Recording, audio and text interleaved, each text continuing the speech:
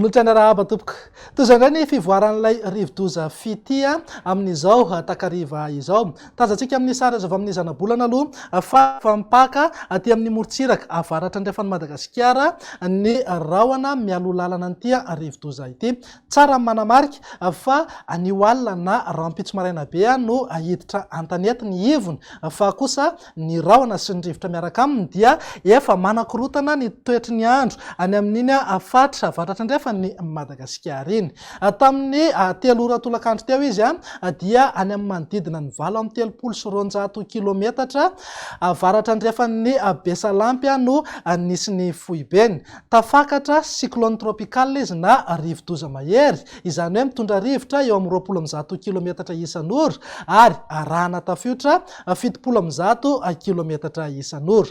Mizotra mianavaratra somary avaratra atsinanana izy amin'ny hafainganam-pandeha 7 kilometatra isan'ora. Raha ny mety fizotran'izay dia hiditra antanety eo anelanelan'ny tamborano sy soalala ity rivo-doza ity anio alina na rahampitso maraina be. Avy eo dia amakivaky ny afovoantany ary tombanana ivoaka ny ranomasina indray any amin'ny morontsiraka atsinanana ho amin'ny lahady marainano any. Etsaka ilan'izay dia hitondra rotsakorana betsaka amin'ireo toerana izay andalovany ity rivo-doza ity.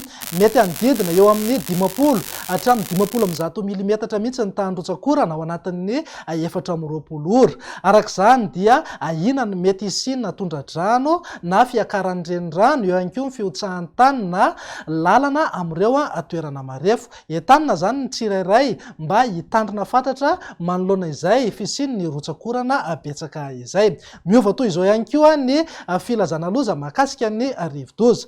Filazana miloko mena na filazana loza mitatao ho an'ny Fahatriboeny sy Melaky.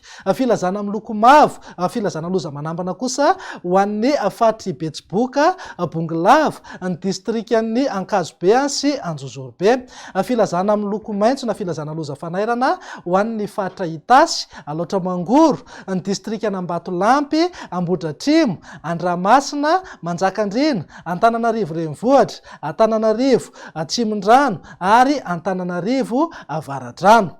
Etsaka ilan'izay ihany koa dia entanina ny Mpiandriaka manomboka eo Maintirano hatrany Analalava mba tsy hivoaka endrika intsony aloha mandra-palasa tanteraka ity rivo-doza ity, satria tazantsika amin'izao fa mikorotana tanteraka ny ranomasina ahery be na isamonta mihitsy ary zany eo ampidirany antanety. Ho an'ny morontsiraka afovoany atsinanana manomboka eo Mananjary hatrany Fenorivo atsinanana ihany koa dia entanina Mpiandriaka amin'ireo fahatra ireo mba tsy hivoaka endrika manomboka rahampitso tolakandro, satria ahery be ny ranomasina eo ampivoahany an-dranomasina indray.